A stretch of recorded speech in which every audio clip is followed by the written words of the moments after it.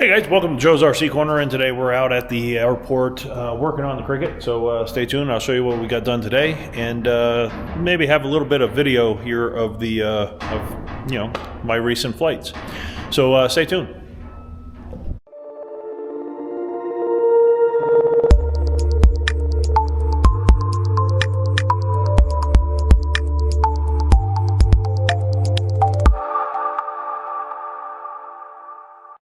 All right, guys. So, like I said, we're out here at the airport and just doing a little bit of work out here on the Cricket.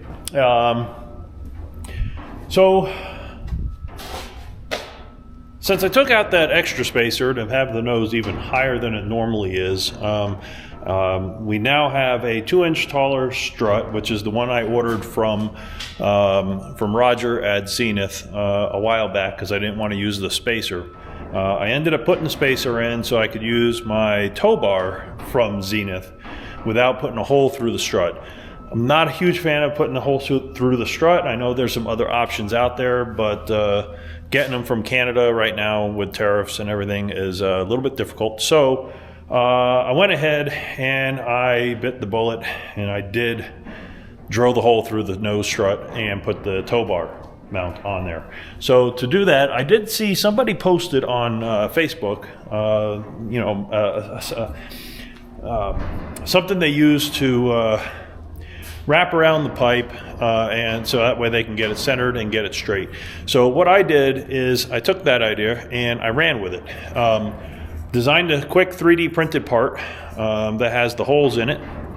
Only the one in the front for the bolt, I only did on one side, and then I made it to where I could clip it on the strut fairly easily, drill the 2 main holes and get those lined up, and then you could drill the front bolt and then spin it around, slide the bolt, the bar through, and then drill through the other side. I'll show you how that came out. All right, so as you can see, guys, we have a bolt going up through the front right here. Comes out through the back side, goes through, and goes ahead, and there's the part right there. So that works pretty well. You can turn the wheel while you're pulling it in and out of the hangar. It's not something you use to push the airplane. You push on the airplane and then just use that to steer the nose wheel. So that works out pretty well. Might do some other mods to it down the road, but for right now, I think this is going to work just well, just great. Much easier to pull the airplane in and out of. This tow bar is also much lighter than the one that I made.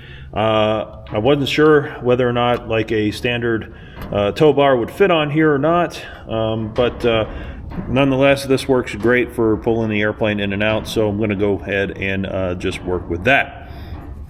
But yeah, so this piece, just like I said, it snaps over.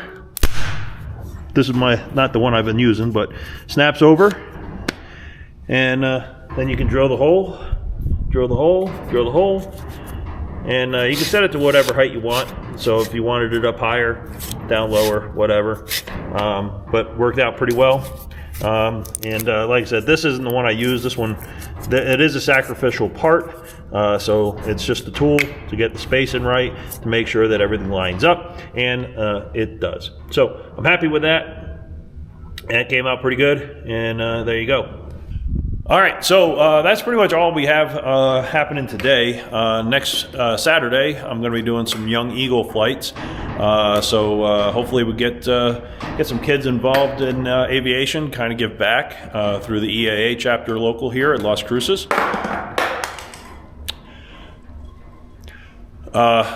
So just trying to get back to the aviation community here in Las Cruces, and with everybody that kind of helped me out in getting my airplane done. I appreciate everybody's support, and I'm having a blast flying it, guys.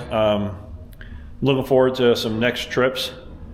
I'm not sure if I'm going to make it out to Oshkosh with it. I really would like to, but I'm not sure yet. So if I don't make it out this year, maybe next year, but love to bring it out. So anywho, there you go, guys. That's what we got done, and here's some happy video of me flying around. Bye-bye now.